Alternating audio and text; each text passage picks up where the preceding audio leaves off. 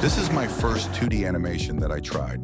It took me 4 hours to make this simple animation in Blender using grease pencil. So please encourage me to make more content. I don't need a subscribe, but if you like this video, please leave a like and comment so that I can improve myself.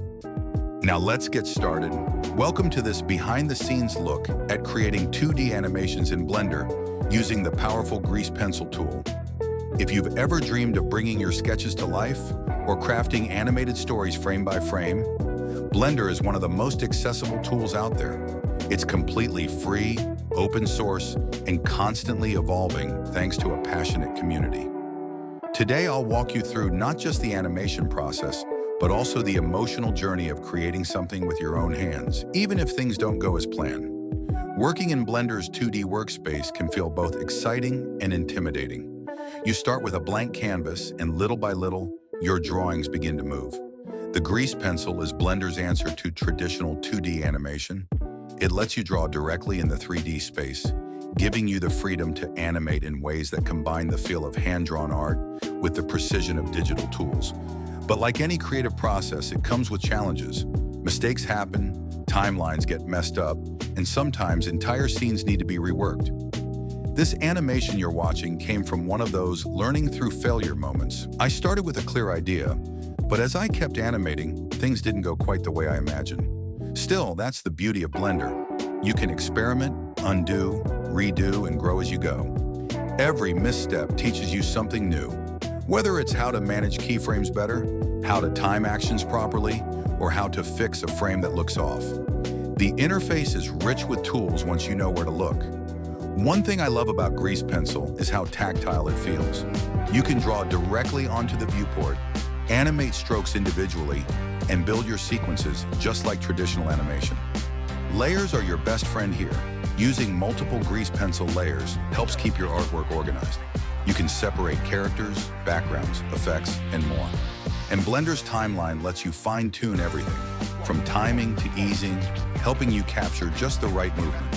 Creating even a few seconds of animation can take hours. It's slow, detailed work, and that's what makes it rewarding. There's something magical about seeing your static drawings move for the first time. Whether it's a character blinking or walking across the screen, those moments make the long hours worth it. Even when you make a blunder, like I did, you still end up with something uniquely yours, something no one else has. Let's talk about some tips I've picked up along the way. Always start with rough sketches, just like a storyboard. Plan your motion before you go into details. Use reference videos for motion, especially if you're animating humans or animals. And don't forget to save often. Blender is amazing, but crashes can happen. Learn shortcuts, it'll save you time and keep your workflow smooth. And most importantly, don't be afraid to experiment. Some of the best effects come from just trying random things. When it comes to rendering your animation, Blender gives you flexibility. You can render frame by frame to image sequences or export directly as video. For grease pencil, it's often best to render as images first to maintain quality. You can then compile them in the video sequence editor.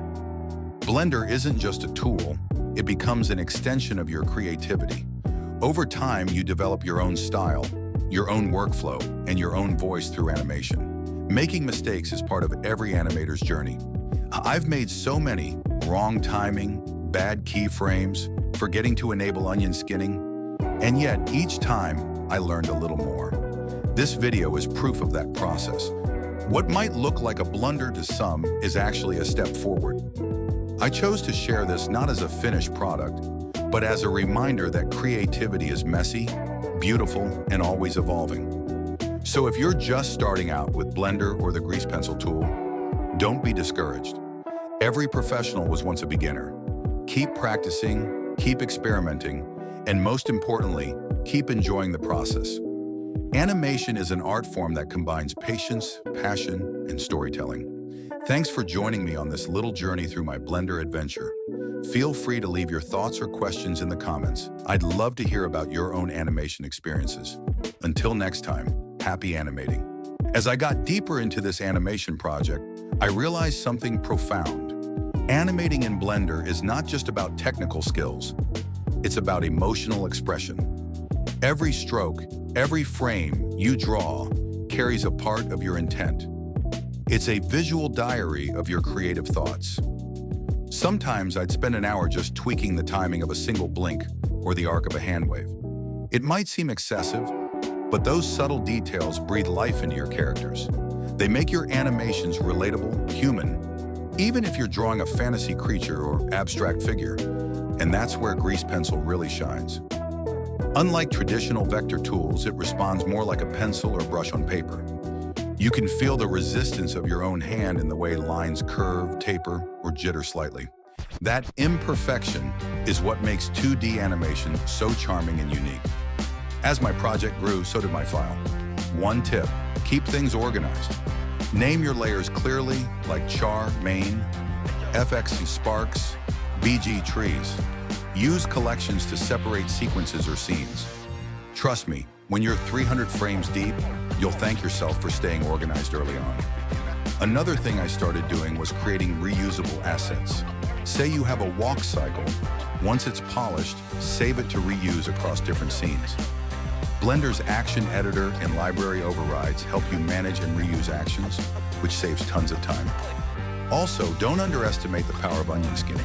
It's a game changer when refining motion.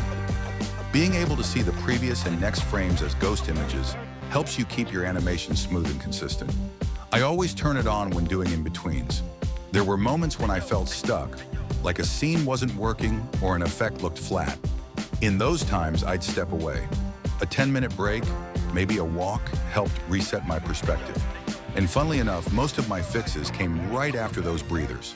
For effects like smoke, fire, or magic, I used layered strokes with fading opacity and dynamic strokes.